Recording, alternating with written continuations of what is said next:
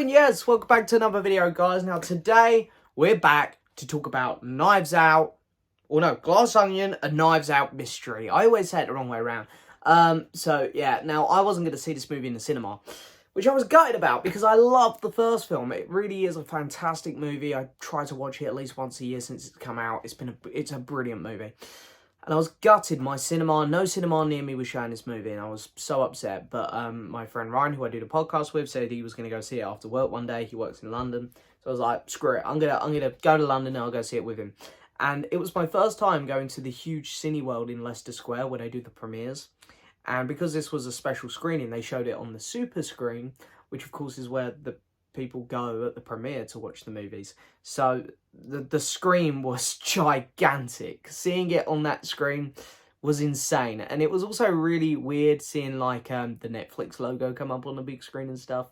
But yeah, no, it was a really cool experience just seeing this movie in general. So that was fun. And, you know, I've been to London to see films before, but to go to the huge Leicester Square one was pretty damn awesome. And it was just very fancy inside. Really, really cool. Cool experience. So if you live near London, it's a great cinema to go to. But anyway, got to go see it.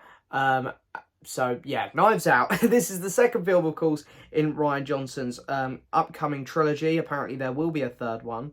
And this sees Daniel Craig's character, Detective Blanc, return to a new murder mystery as a bunch of people who once were very close, now not so much, reform on an island, and there is a mystery that occurs. And what I love about this movie, obviously not giving anything away, is that it's very much like the first one in how clever it is. It isn't your bog standard murder mystery. When things happen, you genuinely, it catches you off guard when they happen, how it's happening, and who it's happening to. Everything just seems really random, which I love.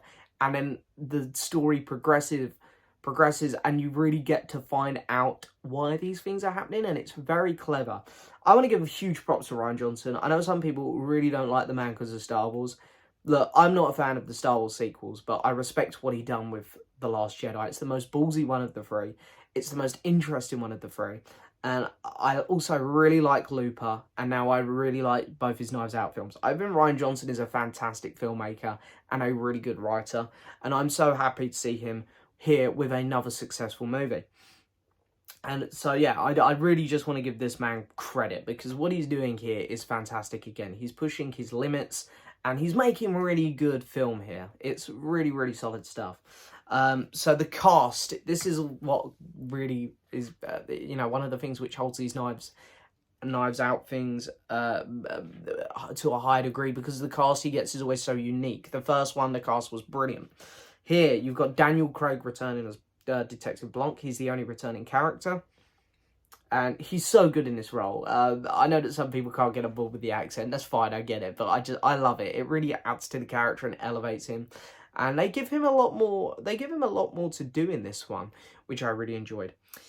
Edward Norton's in this, and first of all, let me say, Edward Norton and Catherine Hahn, who people will know from the WandaVision show, playing Agatha.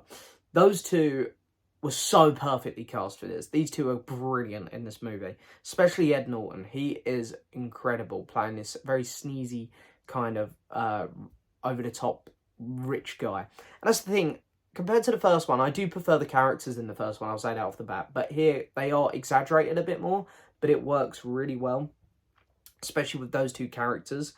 You've also got Batista in this, Dave Batista, and he's surprisingly really good as well. I think he's quickly becoming one of my favourite of the wrestling actors, for sure. I prefer him to The Rock and John Cena. John Cena's getting there, to be fair, but I really, really like Batista in this one. He's really good.